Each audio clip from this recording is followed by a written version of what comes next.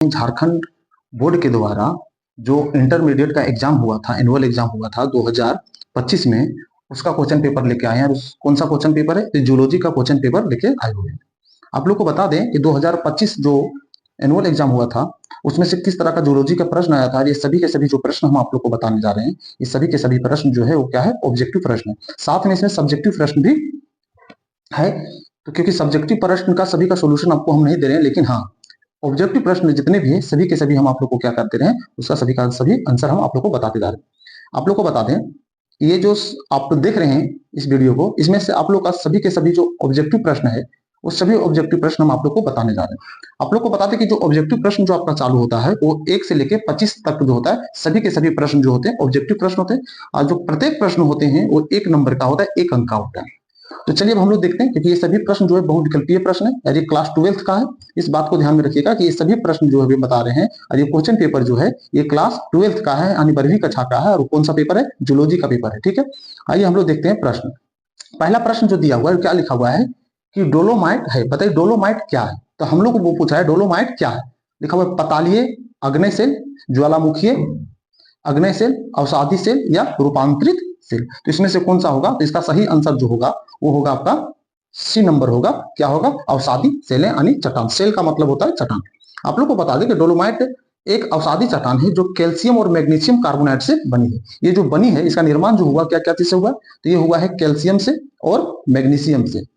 आप लोग को बता दें सी ए का मतलब होता है कैल्शियम और मैग्नीशियम का होता है Mg। ये दोनों कार्बोनेट से बना हुआ। क्या चीज से बना हुआ है? कैल्शियम और मैग्नीशियम कार्बोनेट से बना हुआ है। ठीक है, तो ये कार्बोनेट से जो बना हुआ है ये भी आप लोग को बता देते हैं, है ना, कि कार्बोनेट से जो बनी होती है इसका निर्माण चूना पत्थर के आंशिक रूप या पूर्ण रूप से होता है। और ये कैसा होता है? चूना रूप का आंशिक रूप बोल सकते हैं या पूर्ण रूप हम लोग बोल सकते हैं, यानी रूपांतरण के रूप में होता है। चलिए हम लोग नेक्स्ट प्रश्न को देखते हैं, प्रश्न नंबर दूसरा। क्योंकि ये दोनों इंग्लिश और हिंदी दोनों मीडियम में आप लोग का दिया हुआ है, ध्यान दीजिएगा, इंग्लिश मीडियम और हिंदी मीडियम दोनों मीडियम में दिया हुआ है। जो छात्र इंग्लिश मीडियम में है उनके लिए भी इंग्लिश में लिखा हुआ है, और जो हिंदी मीडियम के स्टूडेंट है वो हिंदी मीडियम में भी उनका सोल्यूशन आप कर सकते हैं, यानी उसका ऑप्शन बता सकते हैं। इसीलिए सभी प्रश्न जो है हिंदी और इंग्लिश दोनों में दिया हुआ है। देखिएगा दूसरा नंबर प्रश्न जो है लिखा हुआ है, जब लावा अधिक दूरी तक बहता है तो उसमें होता है क्या? होता है अधिक गतिशीलता, उच्च संयंता या मध्यम गतिशीलता या मध्यम संयंता। तो इसमें जो सही आंसर होगा क्या होगा? इसका सही आंसर जो होने वाला है वो होगा उच्च अधिक गतिशीलता। क्या होगा? अधिक गतिशीलता। जब लावा अधिक दूरी तक बहता है तो उसमें क्या होता है? अधिक गतिशीलता होती है, जिसका अर्थ है कि वह कम समय यानी कम संयान यानी विस्कस होता है। जो बेसाल्टिक लावा जैसे कम सिलिका वाले लावा अत्यधिक तरल होते हैं और जमने से पहले क्या होता है? 10 किलोमीटर तक, बजाने 10 किलोमीटर तक भी क्या हो सकता है? ये बह सकता है। चलिए अब हम लोग नेक्स्ट प्रश्न को हम लोग देखते हैं, तीसरा नंबर प्रश्न को देखिएगा। तो लिखा हुआ है ग्रेनाइट का ज्वालामुखीय समतुल्य है। ग्रेनाइट का जो है ग्रेनाइट का ज्वालामुखीय जो समतुल्य है वो कौन सा होगा? बेसाल्ट होगा, रायोलाइट होगा या कंग्लोमेरिट होगा या डेलोराइट होगा। तो इसका सही आंसर जो होगा वो क्या होगा? रायोलाइट होगा। इसका सही आंसर जो होगा वो क्या होगा? रायोलाइट। ठीक है, क्योंकि रायोलाइट एक बहिर्भेदी आग्नेय चट्टान है जो ग्रेनाइट का ज्वालामुखीय समतुल्य है। ध्यान दीजिएगा इस बात को कि रायोलाइट जो है वो बहिर्भेदी आग्नेय चट्टान है।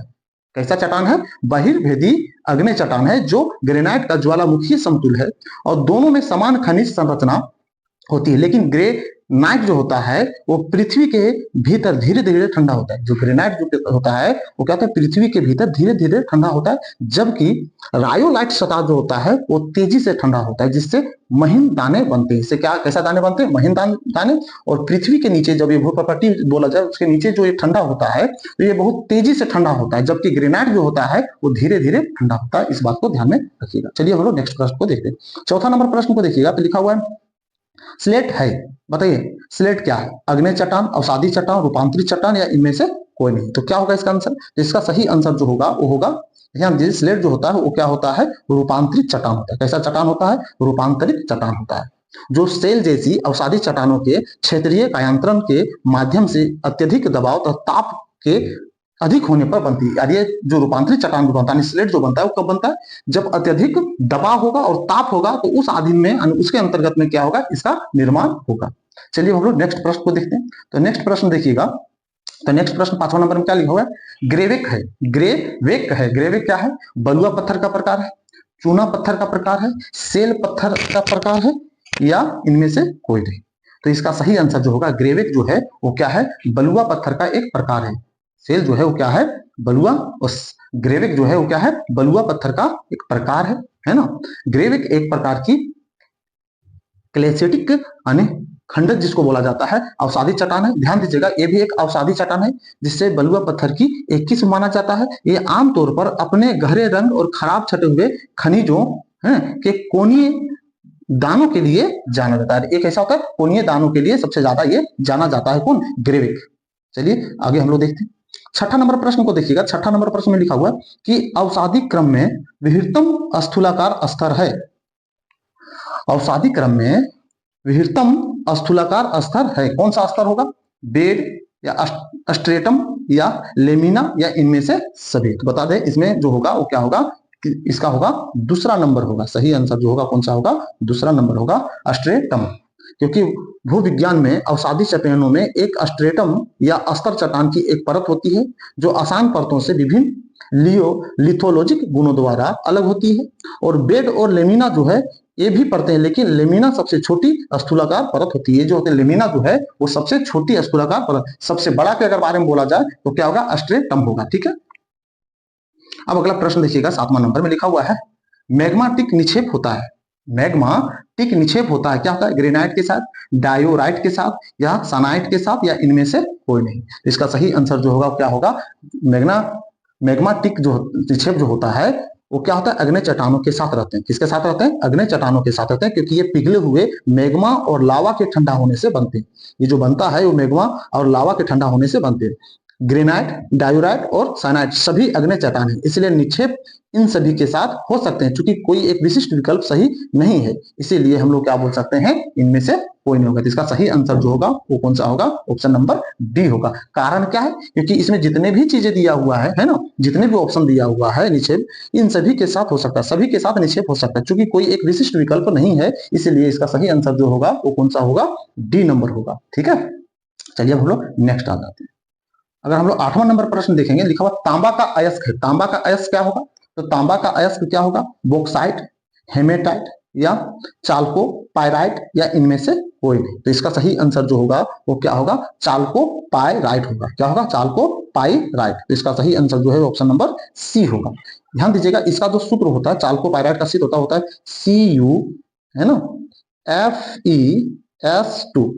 ये रासायनिक सूत्र है। तांबे का सबसे महत्वपूर्ण और व्यापक अयस्क, ये किसका है, तांबे का सबसे महत्वपूर्ण और व्यापक अयस्क है, जिससे दुनिया भर में अधिकांश तांबा निकाला जाता है। जो दुनिया भर में जो तांबा निकाला जाता है, इसी तरह से बॉक्साइड एल्युमिनियम का अयस्क है। बॉक्साइड जो है किसका है, एल्युमिनियम का, जबकि हेमेटाइट जो है वो किसका अयस्क है, लोहे का। ध्यान, ये लोहा का है, ये किसका है, लोहा का। जबकि बॉक्साइट जो है किसका है, ये एल्युमिनियम का है, एल का है। और हम लोग को तांबा का पूछ रहा है, इसलिए इसका सही आंसर कौन सा होगा, सी होगा। चलिए नेक्स्ट देखते हैं। अब नेक्स्ट देखिएगा, अगला प्रश्न लिखा हुआ है ट्राइलोबीटा। ट्राइलोबीटा किस फाइलम का जीव है, मोलस्का, आर्थ्रोपोडा या कोर्डाटाटा, या इनमें से कोई नहीं। तो इसका सही आंसर जो होगा क्या होगा आर्थ्रोपोडा, यानी ऑप्शन नंबर जो कौन सा होगा, बी इसका सही होगा। ठीक है, क्योंकि हम बता दें कि ट्राइलोबीटा जो है वो विलुप्त हो चुके समुद्री जीव है। एक कैसा जीव है, ये एक समुद्री जीव है। ट्राइलोबीटा जो है वो कैसा जीव है, एक समुद्री जीव है, जो अभी क्या है, वर्तमान में एक विलुप्त हो चुका है। इसलिए जो आर्थ्रोपोडा संघ से संबंधित है, इस संघ में आज के समय में क्रस्टेशियस, मकड़ियां और कीड़े भी शामिल है। चलिए हम लोग नेक्स्ट प्रश्न को हम लोग देखते हैं।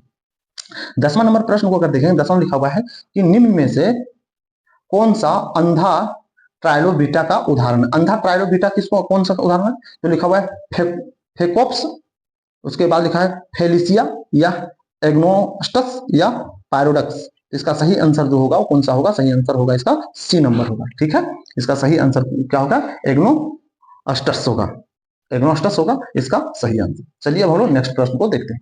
नेक्स्ट प्रश्न देखिएगा, 11 नंबर पे लिखा हुआ है कि हाइड्रोथर्मल निक्षेप ज्यादातर होते हैं। हाइड्रोथर्मल निक्षेप जो होता है वो ज्यादातर कहाँ होता है, तो आप लोग को बता दें कि अधिकांश हाइड्रोथर्मल अयस्क निक्षेप है ना, एपिजेनेटिक होते हैं। क्या होता है, एपिजेनेटिक, जिसका अर्थ है कि मेजबान चट्टान के बाद है ना, बनने के बाद उसमें खनिज युक्त तरल पदार्थों के संचलन से बनते हैं। किसके कारण से? संचलन से बनते हैं। और ये तरल पदार्थ पहले से मौजूद चट्टानों में दरारों और गुहाओं को क्या कहते हैं? भरते हैं, इसलिए खनिजों को प्रतिस्थापित कर देता है। इसका मतलब इसका जो सही आंसर है वो क्या होगा? एपिजेनेटिक होगा। क्या होगा इसका सही आंसर? एपिजेनेटिक, यानी ऑप्शन नंबर बी होगा। चलिए अगला हम लोग देखते हैं। अगला में देखिएगा तो लिखा हुआ क्या कि डायनासोर कब विलुप्त हुए थे? डायनासोर जो विलुप्त हुए धरती पर से, पृथ्वी पर से, कब हुए थे? आप लोग को थोड़ा सा बता दें कि डायनासोर लगभग 66 मिलियन वर्ष पहले क्रेटेशियस और पेलियोजिन यानी केपीजी, इसको शॉर्ट अगर बोला जाए तो क्या बोल सकते हैं? केपीजी, यानी विलुप्त होने की घटना है। यानी ये जो विलुप्त हुआ वो 66 मिलियन वर्ष पहले ही डायनासोर क्या हो गया था? विलुप्त हो गया था। ठीक है, लेकिन ये घटना मेसोजोइक युग के अंत और सेनोजोइक युग की शुरुआत का प्रतीक है। और इसको क्या माना जाता है कि मेसोजोइक युग जो था उसका अंत हुआ था, है ना, अंत था, और सेनोजोइक युग का क्या था? प्रारंभ था, शुरुआत था। उस समय डायनासोर क्या हुआ था? विलुप्त हो गया। तो इसमें सही आंसर जो होगा वो कौन सा होगा? इसका सही आंसर जो होगा मेसोजोइक युग, यानी ऑप्शन नंबर क्या होगा? बी इसका सही आंसर होगा। ठीक है, चलिए हम लोग नेक्स्ट देखते हैं। 13 नंबर प्रश्न में लिखा है पृथ्वी के इतिहास का सबसे पुराना एवं लंबा युग कौन सा है? सबसे पुराना और लंबा युग किसको माना जाता है?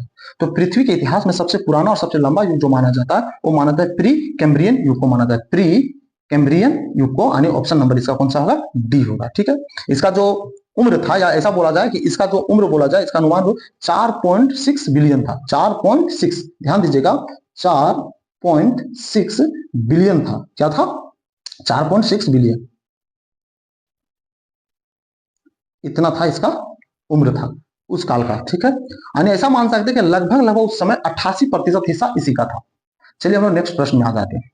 लिखा हुआ है ट्राइलोबिटा में ग्लेबिला किससे संबंधित है? ट्राइलोबिटा में ग्लेबिला किससे संबंधित है? इसका सही आंसर जो होगा सेफ्लॉन से। किससे संबंधित था? सेफ्लॉन से संबंधित। ऑप्शन नंबर जो होगा किससे कौन सा होगा? सी होगा। ठीक है, चलिए नेक्स्ट आ जाते हैं। नेक्स्ट देखते हैं 15 नंबर प्रश्न को देखिएगा। तो 15 नंबर प्रश्न में क्या दिया हुआ सो देखिएगा। 15 में निम्नलिखित में से किस गैस्ट्रोपोडा खोल की कुंडली वामावर्त होती है? ऑप्शन दिया हुआ है म्यूरेक्स, नाटिका, आरा, या इनमें से सभी। तो इसका सही आंसर जो होगा वो कौन सा होगा? आरा होगा। कौन सा आंसर होगा? आरा। चलिए नेक्स्ट हम लोग देखते हैं। 16 नंबर प्रश्न में क्या दिया हुआ है कि झारखंड में कोयला निर्माण की सबसे बड़ी अवधि है। सबसे बड़ी अवधि कौन सा है?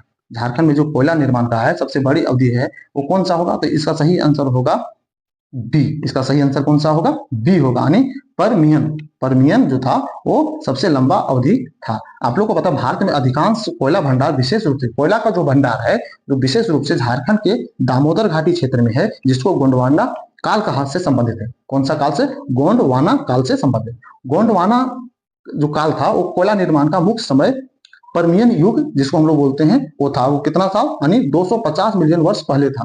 250 मिलियन वर्ष पहले। चलिए हम लोग नेक्स्ट देखते हैं। अब देखिएगा इसी का अगला 17 नंबर प्रश्न देखते हैं। 17 नंबर प्रश्न में क्या दिया हुआ है तो देखिएगा निम्नलिखित में से लिथोस्ट्रेटिग्राफिक वर्गीकरण की सबसे व्यापक इकाई है। इसका सबसे व्यापक इकाई कौन सा होगा? समूह, प्रणाली, मिट्टी या अष्टक। तो इसका सही जो आंसर होगा वो क्या होगा? समूह होगा। क्या होगा? समूह, यानी इसी को हम लोग क्या बोलते हैं? ग्रुप भी बोलते हैं। ठीक है, नेक्स्ट आ जाते हैं। नेक्स्ट में देखिए 18 नंबर प्रश्न को देखिएगा। तो 18 नंबर प्रश्न में क्या लिखा हुआ है कि बोल्डर के ग्रेन का आकार होता है। बोल्डर का जो ग्रेन होता है उसका आकार कैसा होता है? तो उसका आकार जो होता है वो होता है 256 मिलीमीटर। इसका सही आंसर जो होगा वो कौन सा होगा? ए नंबर होगा। कौन सा होगा? ए नंबर। भारतीय मानक वर्गीकरण प्रणाली के अनुसार बोल्डर वर्गों का आकार जो है 256 मिलीमीटर से अधिक है। कितना है? 200 से अधिक होता है। चलिए नेक्स्ट देखते हैं। 19 नंबर प्रश्न को देखिएगा। तो 19 नंबर प्रश्न में क्या लिखा हुआ कि तापीय कायांतरण की विशेषता है। तापीय कायांतरण का जो विशेषता है वो क्या है? क्या होगा इसका ऑप्शन? उच्च तापमान उच्च दबाव, उच्च तापमान निम्न दबाव, या तो निम्न तापमान उच्च दबाव, या निम्न तापमान निम्न दबाव। बताइए इसमें क्या होगा? तो उच्च तापमान और निम्न दबाव होगा। इसका सही आंसर जो होगा वो क्या होगा? उच्च तापमान और निम्न दबाव। इसका सही आंसर जो होगा कौन सा होगा? बी नंबर होगा। कौन सा होगा? B number. चलिए हम लोग 20 नंबर प्रश्न देखते हैं। 20वां में लिखा हुआ कोडरमा किस प्रकार के निक्षेप के लिए प्रसिद्ध है? अभ्रक निक्षेप, यूरेनियम निक्षेप, कोयला निक्षेप, या लोहा निक्षेप। तो ये बहुत सारे आसान सा प्रश्न जो सभी छात्र जानते होंगे। इसका सही जो आंसर होगा कौन सा होगा? अभ्रक निक्षेप। अभ्रक निक्षेप होगा, है ना। अभ्रक निक्षेप यही होगा इसका आंसर। क्योंकि कोडरमा को अभ्रक का राजधानी भी बोला जाता है, अभ्रक नगरी भी कहा जाता है, अभ्रक राजधानी या अभ्रक नगरी कोडरमा को। ठीक है, नेक्स्ट प्रश्न में आ जाते हैं 21 नंबर। देखो कौन सा युग सरीसृपों का है ना, सरीसृपों का युग है, निस्तरपों का जो युग बोला जाता है वो लिखा हुआ है ऑप्शन में, है ना। ऑप्शन में क्या लिखा है, प्रोटोजोइक युग या पेलियोजोइक युग या तो मेसोजोइक युग या सेनोजोइक युग। तो इसका सही आंसर जो होगा कौन सा होगा, मेसोजोइक युग होगा, मेसोजोइक युग, यानी ऑप्शन नंबर जो होगा कौन सा होगा, सी होगा। ठीक है, अगला प्रश्न, अगला प्रश्न देखिएगा। तो इससे आगे जो प्रश्न है 22 नंबर का प्रश्न देखने में लिखा हुआ है कायांतरण के कारक है, कायांतरण के कारक कौन कौन सा होगा, दबाव एवं तापमान, तापमान एवं रासायनिक द्रव्य, दबाव, रासायनिक द्रव्यमान और तापमान, या इनमें से सभी। तो आप लोग को बता दें कि दबाव, इसमें जो है कायांतरण के कारक जो इस सभी के सभी है, दबाव भी है ना, उसके बाद रासायनिक द्रव्य भी है, तापमान भी है ना, और इनमें से सभी। तो इसका मतलब जो ऑप्शन नंबर जो होगा कौन सा होगा, डी होगा, इनमें से सभी होगा। अगला प्रश्न देखते हैं 23 नंबर। 23 नंबर प्रश्न जो देखिएगा बहुत ही आसान सा प्रश्न है। 23 नंबर प्रश्न में क्या पूछ रहा है कि संगमरमर किस प्रकार के सेल से संबंधित रखता है, आग्नेय, कायांतरित, अवसादी या इनमें से कोई नहीं। तो आप लोग को बता दें जो संगमरमर है वो एक कायांतरित सेल है। कैसा सेल है, कायांतरित सेल है। तो ऑप्शन नंबर कौन सा होगा, डी होगा। अगला प्रश्न देखिएगा, तो अगला प्रश्न में जो दिया हुआ 24 नंबर पर लिखा हुआ है डाइक है, डाइक है माने डाइक क्या है, तो डाइक क्या है, तो आप लोग को बताएं इसका सही आंसर जो होगा, डाइक जो है डिस्कार्डेंट है। क्या है, डिस्कार्डेंट। तो सही आंसर जो होगा कौन सा होगा, ऑप्शन नंबर बी होगा, डिस्कार्डेंट है। ठीक है, चलिए अगला प्रश्न को हम लोग देखते हैं। 26 नंबर प्रश्न में दिया हुआ है खाली स्थान दे दिया का निर्माण आंतरिक सांद्रता के कारण होता है, प्लेसर निक्षेप, अवशिष्ट निक्षेप, संवर्धन निक्षेप या इनमें से कोई नहीं। तो इसका सही आंसर जो होगा, जो आंतरिक सांद्रता के कारण जो होता है वो कौन सा होता है, प्लेसर निक्षेप का निर्माण होता है। किसका होता है, ये ऑप्शन नंबर कौन सा होगा, ए होगा, प्लेसर, यानी ऑप्शन नंबर ए होगा। और इसका सही क्या है, प्लेसर निक्षेप। तो इस तरह से आप लोग का ऑब्जेक्टिव प्रश्न जो होता है 12th क्लास का जियोलॉजी का खत्म होता है। लेकिन इसके आगे जो सब्जेक्टिव प्रश्न है वो आप लोग देख लीजिए। तो सब्जेक्टिव प्रश्न को अगर आप बारीकी से देखते हैं, देखिएगा कि आप लोग का जो इसमें दिया कि 7 प्रश्नों को उत्तर हम लोग को देना है। कितना प्रश्नों को, 7 प्रश्नों का उत्तर देना है जो आप लोग प्रश्न देख रहे हैं। तो देखिए प्रश्न आप लोग का जो दिया 26 नंबर यहाँ से शुरू होता है, क्या लिखा हुआ, लचीला अवसादी चट्टान किसे कहते हैं, उदाहरण दें। ये प्रश्न था। उसके साथ में 27 नंबर प्रश्न आप लोग देख रहे होंगे, भारत को भौगोलिक रूप से कितने भागों में बांटा गया, उनके नाम लिखिए। 28 में लिखा हुआ है किस प्रकार की चट्टान में क्रॉस बेंडिंग संरचना देखने को मिलती है। उसके बाद क्या लिखा, डोलेराइट का आवश्यक खनिज संगठन क्या है। और 30 नंबर में लिखा कंकड़ के दाने का आकार क्या होता है। 31 में लिखा हुआ अयस्क खनिज क्या है, उदाहरण दें। उसके बाद लिखा हुआ है ट्राइलोबिटा किस फाइलम के अंतर्गत आता है, या समवर्ती रूप क्या है, उदाहरण दें। तो इस तरह के प्रश्नों को आप देखिएगा। तो इस तरह से आप लोग का जियोलॉजी का प्रश्न दिया हुआ है। उसके बाद आगे आ जाए लघु उत्तरीय प्रश्न। उसके बाद इसमें भी क्या है, तो इस प्रश्न को सेक्शन बी को भी आप लोग देख सकते हैं। सेक्शन बी में आप लोग देखिए सभी प्रश्न को, है ना। उसके बाद आप लोग देखिएगा कि आप लोग आगे आ जाइएगा, तो आगे आप लोगों को क्या दिया हुआ है, सेक्शन डी दिया हुआ है। सेक्शन डी में जो दिया हुआ है वो कितना है, 5 नंबर का सभी प्रश्न है। और आप लोग को बता दें कि इसमें से 5 प्रश्न है जिनमें से आप लोग को क्या 4 प्रश्नों का ही उत्तर देना, और 250 शब्दों में मैक्सिमम जो है शब्द होना चाहिए, 250 होना चाहिए। अगर ऐसा बोला जाए, पहला प्रश्न क्या दिया इसमें कि झारखंड के संदर्भ में कोयले की उपस्थिति की अवस्था, वितरण और उपयोगिता का वर्णन करें। तो इस तरह का प्रश्न दिया, झारखंड के संदर्भ में गोंडवाना गठन का वर्णन करें। तो इस तरह से प्रश्न आप लोग का दिया हुआ है, जो बहुत आसान से प्रश्न है, और आप इन सभी प्रश्नों को बहुत आसानी से क्या कर सकते हैं, बना सकते हैं। तो टोटल प्रश्न जो आपके पास रहेगा वो कितना रहेगा, 48 तक रहेगा। टोटल प्रश्न कितना रहेगा, 48, 48। जो आपको सेक्शन बाय सेक्शन दिया, उन सेक्शनों में जितने जितने प्रश्न आपको बनाने बोला है उतने ही प्रश्नों का क्या करना है, सोल्यूशन करनी है। लेकिन ऑब्जेक्टिव प्रश्न जो होगा वो सभी के सभी को आपको आंसर देने पड़ेगी, टिक मारने पड़ेगी। ठीक है, तो इस तरह से 12th क्लास का जियोलॉजी का ये सभी ऑब्जेक्टिव और सब्जेक्टिव प्रश्न खत्म होता है। चलिए, धन्यवाद।